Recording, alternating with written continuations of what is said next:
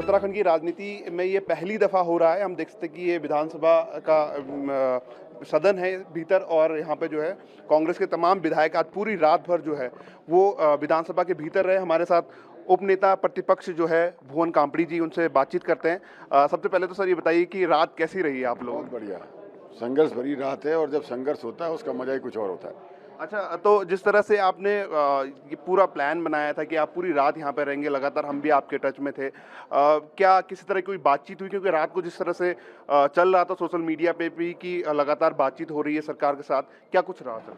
देखिए, एक बार आदरणीय विधानसभा अध्यक्ष जी ने बुलाया था, एक बार वहाँ वो यहाँ खुद आई और उन्होंने जो है आदरणीय नेता प्रतिपक्ष जी और प्रीतम सिंह जी की अपने फ़ोन से मुख्यमंत्री जी से बात कराई। अच्छा। लेकिन हमारी जो मांगें हैं वो नहीं मानी गई, तो हम जो है इसलिए यहीं रहे। मेरा ये कहना है कि ये रिचार्ज वाली सरकार है।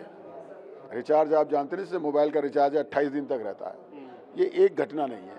सबसे पहली घटना जब हमारे विधायक आदेश चौहान जी के साथ एसएसपी उधम सिंह नगर टीसी मंजूनाथ ने अभद्रता करी थी और विधानसभा अध्यक्ष के सामने गलत साक्ष्य प्रस्तुत किए थे, उस समय भी उन्हें हटाने की मांग की गई थी, लेकिन उन्हें नहीं हटाया गया। क्यों? क्योंकि उनका रिचार्ज पूरा नहीं हुआ था। उसके बाद हल्द्वानी बनपुर पुला कांड, जिसमें 9 लोगों की जान चली जाती है, एक बड़ा जो है कि वहाँ हंगामा होता है। 100 से अधिक लोगों को सरकार जेल तो डालती है, लेकिन एक भी कर्मचारी, एक भी अधिकारी के खिलाफ कार्रवाई नहीं होती है, क्योंकि उनका रिचार्ज खत्म नहीं हुआ होता है। अब इस प्रदेश में नेता प्रतिपक्ष से अभद्रता होती है, विधायकों से अभद्रता होती है, और गुंडे नेता प्रतिपक्ष और विधायकों के ऊपर मुकदमा लिखवा देते हैं। एसएसपी मुकदमा लिख देता है। पुलिस की आड़ में गुंडागर्दी में खुलेआम जिला पंचायत सदस्यों को मारते हुए ले जाया जा सकता है, लेकिन सरकार अधिकारियों के खिलाफ कार्रवाई करने के लिए तैयार नहीं है, क्योंकि रिचार्ज खत्म नहीं हुआ है। तो ये रिचार्ज वाली सरकार है, ये अधिकारियों की गुलाम सरकार है। सरकार अधिकारियों को नहीं चला रही है, यहाँ अधिकारी सरकार को चला रहे हैं, इससे स्पष्ट होता है। इसलिए इनके अंदर क्षमता नहीं है कि ये भ्रष्ट अधिकारियों के खिलाफ कार्रवाई कर सकें।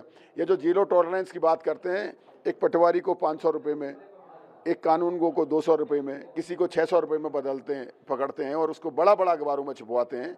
लेकिन जो बड़े बड़े ये करप्ट अधिकारी हैं, इनको इनका संरक्षण है, इसीलिए इनके खिलाफ ये कार्रवाई नहीं कर पा रहे हैं। भुवन जी, जिस तरह से अगर हम बात करें, कल जब आप लोगों ने फैसला लिया था कि हम पूरी रात यहाँ पे रहेंगे, भरोसा नहीं हो रहा था। विधानसभा अध्यक्ष ने भी कहा कि क्या आप लोग क्या परिपाटी है ये, तो किस तरह से आपने आपने, क्योंकि महिला विधायक भी आपके साथ है, तो किस तरह से सारी चीज़ें? बिल्कुल, हम सब रात यहाँ रहे, हम यहीं लेटे, नीचे सभा मंडप पे लेटे और यहीं रहे।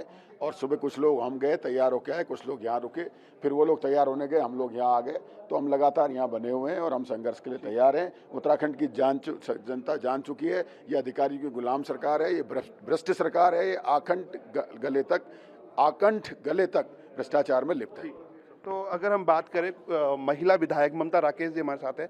मैम, आपसे इसलिए पूछना महत्वपूर्ण है क्योंकि महिला होने के नाते आपने पूरी रात यहाँ पे बिताई है। किस तरह से, क्या अनुभव था? क्योंकि उत्तराखंड के इतिहास में पहली बार ऐसा हो रहा है। देखिए, जिन जन अपेक्षाओं ने हमें बहुत उम्मीद के साथ चुन करके विधानसभा में भेजा था, आज उन्हीं की भावनाओं को ठेस लगी है। हमारा उत्तराखंड राज्य बना था, राज्य आंदोलनकारियों ने उसमें विशेष रूप से महिलाओं की बहुत बड़ी मुख्य भूमिका रही थी।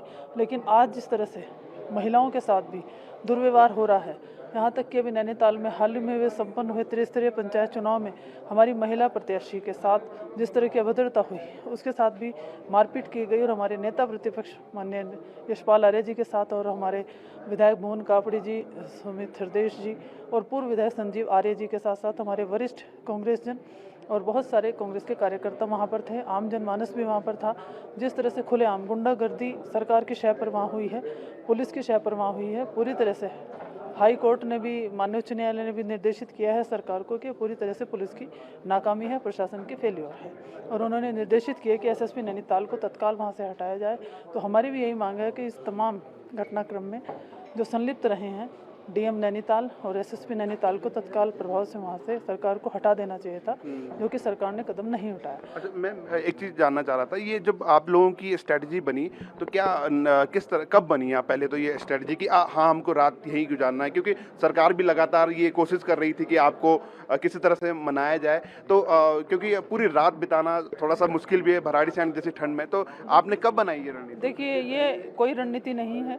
जब हमने देखा कि हमने इस महत्वपूर्ण विषय को 310 में चर्चा के लिए लाए और वहाँ पर हमारी बात पर कोई सुनवाई नहीं हुई, यहाँ तक कि आपको भी पता होगा कि माननीय विधानसभा अध्यक्ष महोदया को भी 15 अगस्त के कार्यक्रम, स्वतंत्रता दिवस के कार्यक्रम में उन्हें उचित प्रोटोकॉल, जिसकी वो हकदार हैं, गरिमामयी पद पर हैं, संवैधानिक पद पर हैं, उन्हें भी प्रोटोकॉल नहीं मिला और उन्होंने भी पत्र लिखा था। तो बड़े दुर्भाग्य की, बड़ी चिंता का विषय है। अब महिला हो या पुरुष हो, जब हमने निर्णय लिया है जनता की सेवा करने के लिए, जन भावनाओं पर खरा उतरने का, तो उस दिशा में हमें ये उचित लगा। हमने सबने सलाह की है। निश्चित रूप से जन भावनाओं ने बहुत संघर्ष जनता कर रही है और इस संघर्ष में जनता भी हमारे पूरी तरह से साथ है और हमारी भी ताकत जनता ही है। लोकतंत्र की खूबसूरती है कि जनता का शासन जनता के द्वारा जनता के लिए है। सोशल मीडिया पे वायरल है जो आप लोगों का प्रोटेस्ट, क्योंकि उत्तराखंड की राजनीति के इतिहास में पहली बार ऐसा हो रहा है जब विपक्ष के विधायक पूरी रात सदन में हैं, तो सोशल मीडिया पर या फिर आपसे जो बातचीत हो रही है किस तरह से ले रही पब्लिक? कई लोग आपके वीडियो वो भी वायरल हो रहे हैं कि कांग्रेस ने तोड़ दी, टेबल तोड़ दी, टैबलेट तोड़ दिया, तो किस तरह से आपको रिस्पॉन्स? देखिए, ये दुष्प्रचार भारतीय जनता पार्टी के द्वारा, उनके कुछ गोदी मीडिया के द्वारा करा जा रहा है कि माइक तोड़ दिए गए और लैपटॉप तोड़ दिए गए, जबकि ऐसा कहीं सच्चाई नहीं है। हम रात लाइव रहे, 12 बजे तक हमारे साथी लाइव रहे और उन्हें पूरा दिखाया कि सदन में 1 रुपए के भी कहीं तोड़फोड़ नहीं की गई और पूरी तरह से हम शांतिपूर्ण तरीके से कानूनी व्यवस्था के द्वारा सदन चलाने का कार्य कर रहे थे। और जब सरकार भी मान रही है, पूरे दिन हम रिक्वेस्ट करते रहे कि हमारी बात को सुना जाए, लेकिन सरकार ने इस तरफ कोई ध्यान नहीं दिया, अनसुनी कर दी गई, तो हमें विवश होकर के रात्रि विश्राम यहीं पर करना पड़ा। ठीक है मैम, थैंक यू। लगातार क्योंकि रात भर विपक्ष यहाँ पे मौजूद था और पहले ही मीडिया पहुँच चुकी है, अब देखना होगा कि सत्ता पक्ष के भी विधायक जो है आना शुरू हो चुके हैं, तो अब देखना होगा कि क्या कुछ रहता है माहौल, किस तरह से सरकार और किस तरह से विधानसभा अध्यक्ष अब सामना करती है इन विधायकों का, जिन्होंने पूरी रात जो है वो विधानसभा के भीतर बिताई है। अपनी सहयोगी परवीन सोनकर के साथ भराड़ीसैंण से मैं धीरज सजवान, ईटीवी भारत के लिए।